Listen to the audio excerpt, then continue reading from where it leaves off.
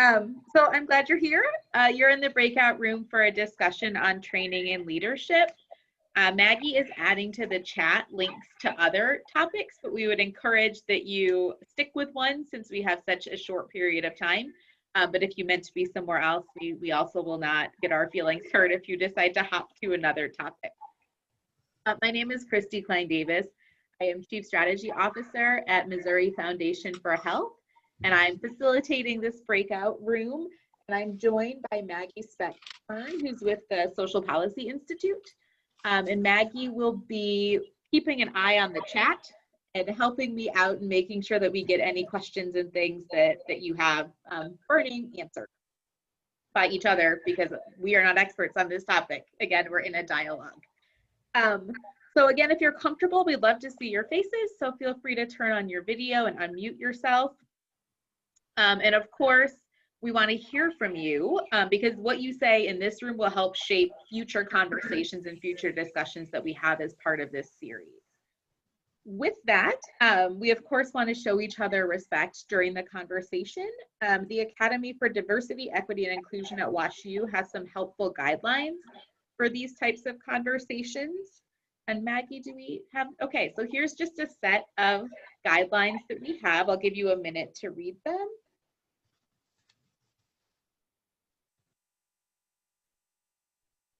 And we'll link to these in the chat if you'd like to refer back. But does anybody have anything that they would want to add to this or any questions about any of these? I'm scrolling through. I don't see anything. Okay. So really quickly in the chat, it would be helpful if everybody could do a quick introduction and why they're interested in this particular conversation. You're also welcome to just use your voice. So if anybody would like to just introduce themselves, we don't have too many people here, so feel free to just chime in. My name is Trina Roberson. I actually work for Justine Peterson. And I just want to basically say that I really appreciate being in this session. I got a lot of insight on what's going on in the different sectors. And since leadership is one of my favorite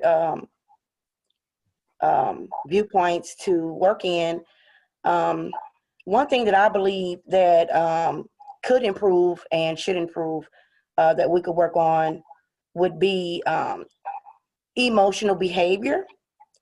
A lot of time, whether you're a startup or existing business, you could be considered a leader, but that doesn't mean that you know how to navigate through the emotional aspects of how to deal with people going through COVID-19, on how to deal with all of the issues that we're faced with today. And so I would like to be one of those advocates for the company that I work for to bring this to light with our clients and also abroad, and seeing how this is really important in sustaining emotional balance, knowing what to say, when to say it, how to say it, and it's an integral part of, you know, building partnerships and relationships. So that's why I'm so intrigued on being a part of this topic. Great. Thank you, Trina. I see a comment from Shannon, a comment from Jason. Shannon wanting to learn more about what others are doing and curious about action steps, and Jason wanting to learn skills on how to be part of the solution. I appreciate you bringing that up, both of you. I think, oh, go ahead, Paula, were you going to speak? I can. Sure. I was just moving my hands, but okay, I'll introduce myself.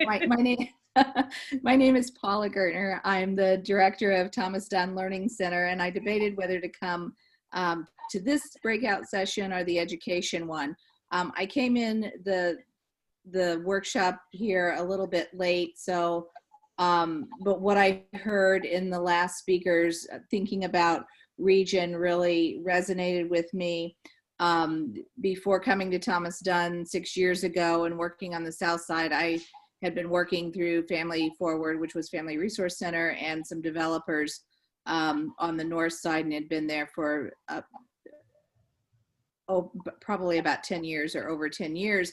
And I really see a division between the organizations on the north side and south side. As a leader now with Thomas Dunn Learning Center on the south side, I think that it's important that I remember the entire region and what we're doing with residents and people on the south side and in Dutchtown where we're located, just as much as we do in the entire region. And I think that the south side gets neglected a little bit now as the north side used to. And I would hate for us to see just a total switch where we're still talking about the Del Mar divide, but probably not in my lifetime, but in a couple of decades, I would hate to see it switch. So I think that as a leader, I want to make sure that I'm thinking about the entire region. Great, thank you so much, Paula. I see from Teresa a similar comment around connecting dots across a number of initiatives to look for common threads and opportunities to coordinate resources and centering resident leadership. So that to me, Paula, reflects on what you said too about connecting across regions within our region, in addition to just across initiatives. So curious as to just people's thoughts on, what strikes you at a high level about just training and leadership in St. Louis, as well as the role that you all see training and leadership playing in building an inclusive economy and community. And we'll use some of this to help us design a next session on this.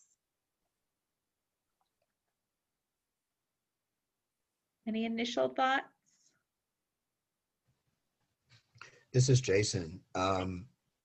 I'm encouraged because a lot of what I've seen in St. Louis over the past few years is a lot of meetings, a lot of people, having think tanks and having these great ideas, but there's no traction. And I finally am starting to see some traction, and that's encouraging. Great. Do you have any examples of ones that you've seen that you think are particularly exciting? And if not, that's okay.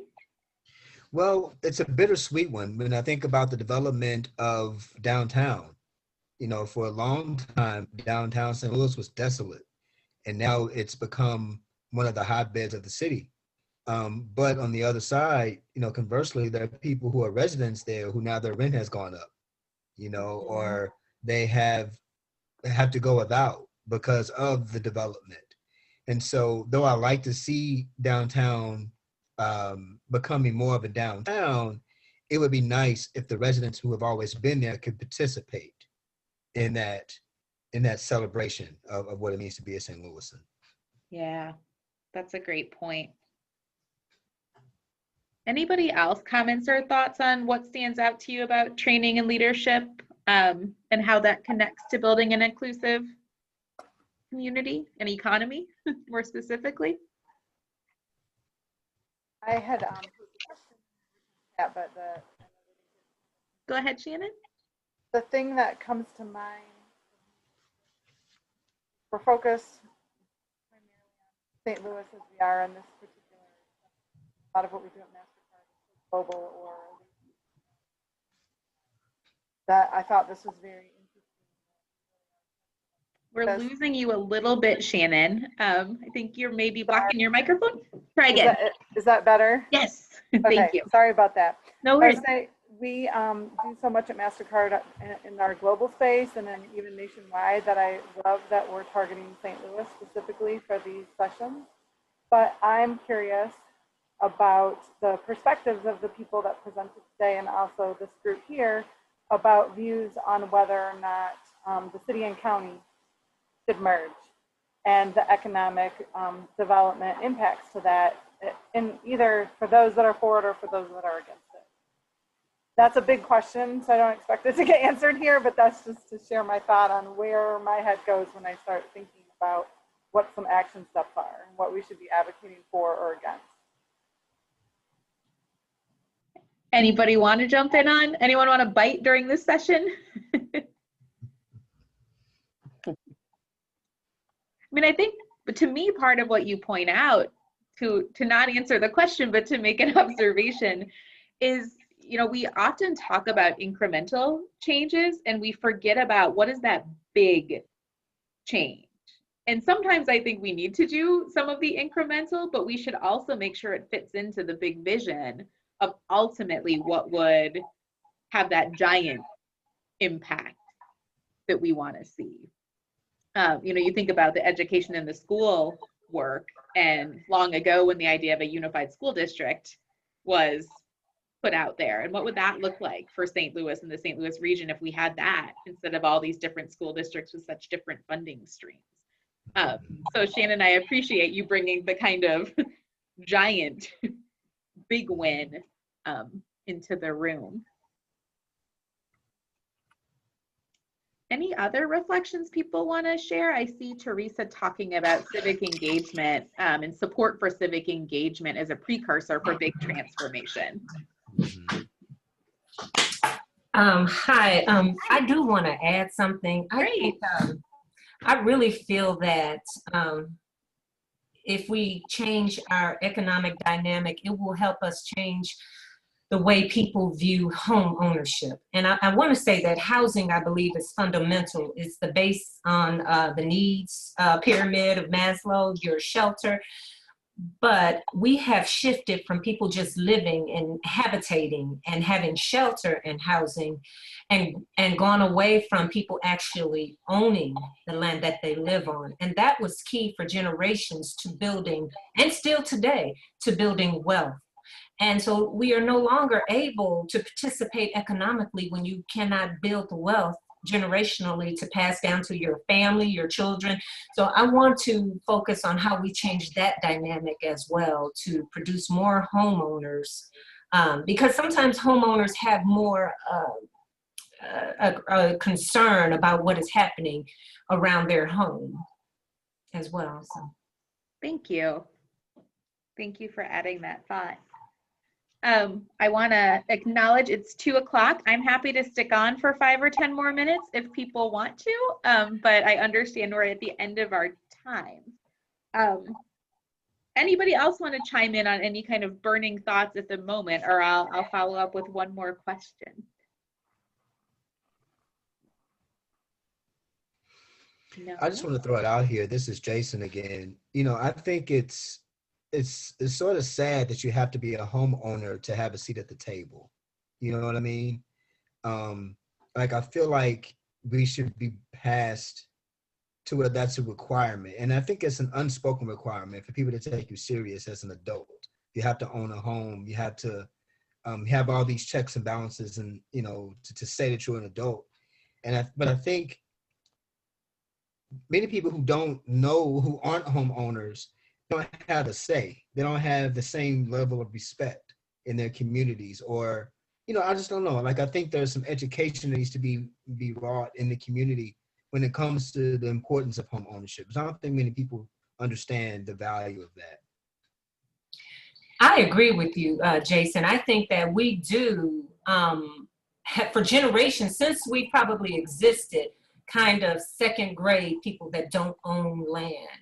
And I think so much has been done to certain communities to make sure that they don't own land, even land that they grow or produce income for people, because that has always been the instrument of economics in this country, the ownership of the land.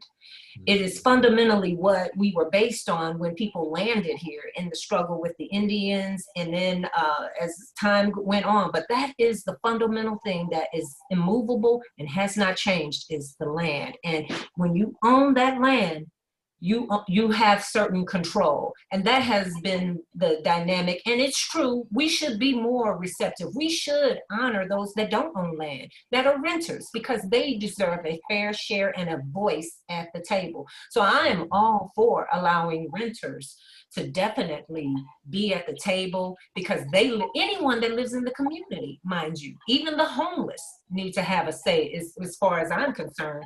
But in terms of being a part of the economy and generating wealth, home ownership runs with everything that this whole country was built on, unfortunately. So true. And that it brings to mind to me kind of two different questions or issues to kind of wrestle with. And one is, how do we make home ownership more of an opportunity for more people to build that inclusive economy? And how do we build an inclusive economy that doesn't require home ownership in order to have a stake at it? So there's two things to Bingo, that have to happen at the same time. Yep. Yep. And so how do we up both of those things to give people that chance to be part of our economy? That's great. I think that that's a really good nugget. I know one of our sessions, I think our December one, Maggie, is about home ownership and housing. So I'm going to bring that back to the advisory committee, and maybe we can dig into that kind of two sides of, two sides of a perspective conversation. Anything else that are really a takeaway that is just striking you right now that you think that the group should think about in terms of these conversations? And I want to note, Jason, to your earlier point, that our goal with this series is really to try and not just have meetings, but to spark some movement, to spark some connections across different things, to think about where are there different opportunities within different levels of kind of policy change space to really push for some change. So Teresa, that civic engagement combined with the, under the dome, Jefferson City type policy or city policy. So I do want to point that out. Any last kind of burning thoughts that you need to get out so you can continue your day? Yes. Sure. Yes, I just want to say, being a woman who actually owns a home and working for Justine Peterson for over 17 years, I can say that I was not taught by my family about generational wealth. I was not taught how to build when it comes to an inclusive economy. So what I want to say on that aspect is that it's going to be harder, I believe, to get people on board with retraining their thought if all their lives they have not been taught it through their family, or they don't have this mindset of having generational wealth. Only, I would say, maybe 5 years after working for Justine Peterson, the light bulb came up for me to say, hey, I'm going to these, credit classes and the home ownership classes and trainings that they offer. And then that's when I came to the conclusion, this is what I want for myself, and this is the right way to do it. But if we don't have someone, close to us that is giving us that information, giving us those resources, for this type of information, it's going to be harder. It's going to be harder for an individual to just come up with the mindset of, wanting to build an inclusive economy. And like I said, I'm glad I was on this webinar, because it taught me so much that I didn't even know about myself. But it's definitely needed. Leadership, I believe, will help to stem a lot of the conversation when it comes to this. And so that's why I feel like that's going to be a starter point for me, getting the information out there, letting people know, hey, change your mindset if you want to change your life. And so I really believe that that's pretty much the stem of it. Amen to that. I really feel like I see what you're saying exactly. 2 years ago, I went and got my license for real estate in the state of Missouri. And I looked back and I said, oh my Lord, I should have done this when I was 18, 19, 20 years old. I did not understand how this worked. And it taught me so much how valuable it is. And so we just have to rise up and press on and teach each other and the next generations coming, our children. I know my mother never said it. All I knew was my mother said, you need to own your home. And my mother and my grandmother wanted to own their own home, and that was their dream, and home ownership was the dream. That's kind of gone with the newer generations. But when I took that class, I was like, oh, we've got to bring that back, even if we have to hold campaigns, classes, and everything. And it's going to be an uphill battle, because it's hard to become a homeowner and maintain your own home. It's not an easy thing, but the benefits outweigh those negative things. But we've got to think in terms of racism. It is going to be hard for those individuals that have for years thought lowly of Black people, didn't want to try to exist with them on an equal playing field, it's going to be hard for them to make that adjustment as well. But guess what? In order for us to be a great society and do well, we're going to have to change those thought processes. And I do believe the way our economics are structured, in order for us to thrive economically, we're going to have to educate ourselves on home ownership and the whole housing aspect of how we live. Thank you so much for the thoughts and reflections. Anybody else burning thoughts they need to get off their chest before they can go about their day?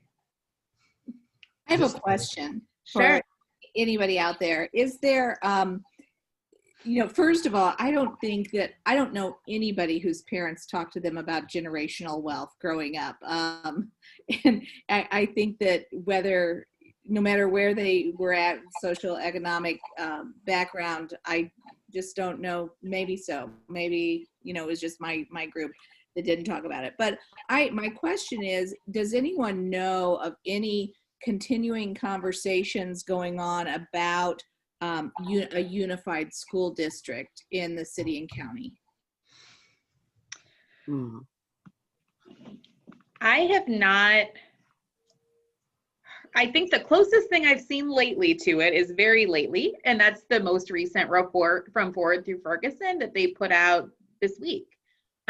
Still Unequal report that, one of the things I really appreciated about that report, I think it's one of their best ones yet. And what I really appreciate is it really looks at how the way we've set up funding for education is the root of, the inequities that we see. I know Tony shared some of that information. And so I wonder if that will spark kind of reviving that conversation. It was a conversation years ago. Right. In the way that, structural systemic racism gets into everything, it was that conversation, got choked out. And my hope would be that it can come back. I would love to revive that conversation, because I think that it's critical for our region and for economic growth, and to answer many of the questions that we all have. So anyway. And Thank Maggie you so and much. Sarah, is one of our sessions on education? I can't remember. Okay, we're nodding. It's the one I think it'll be in February. And I think we're going to do a multiple kind of event, because we have so much, as you can tell, to cover. So it'll be like education, training, workforce development, all kind of combined. So yeah, stay tuned. We haven't set a date for that yet, but February. But please consider putting that on the table as well in the discussion of the event. That would be great. I think even the history of, the history of the conversation around the unified school district and what happened, which we kind of know the story just because it's the same as the other stories. But yeah, I think that's a big one. So thanks for bringing it up. And Teresa, let's see, contact info for those who participated in this. Maggie and Sarah, were we planning to share with those in this group, or is there a way that if people want to quick share in the chat, they could? Is that probably the easiest?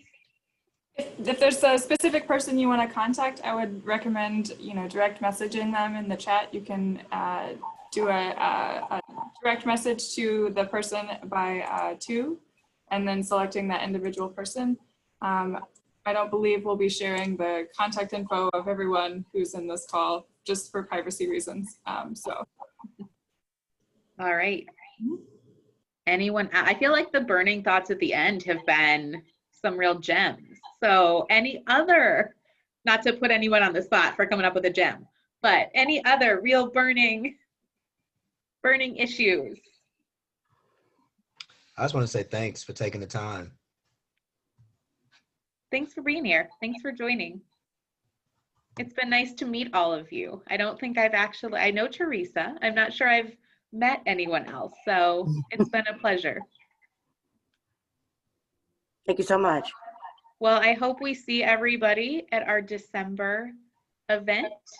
And we'll look forward to that. If you have any other thoughts, I know you can continue the conversation. Look, I I did it. The information in the chat or contact information for people is also on the website where you signed up for the event. So enjoy the rest of your days, and You we'll too. talk Have a good soon. one. All right. Thank you. Thank you. Bye, everybody. Bye. Bye.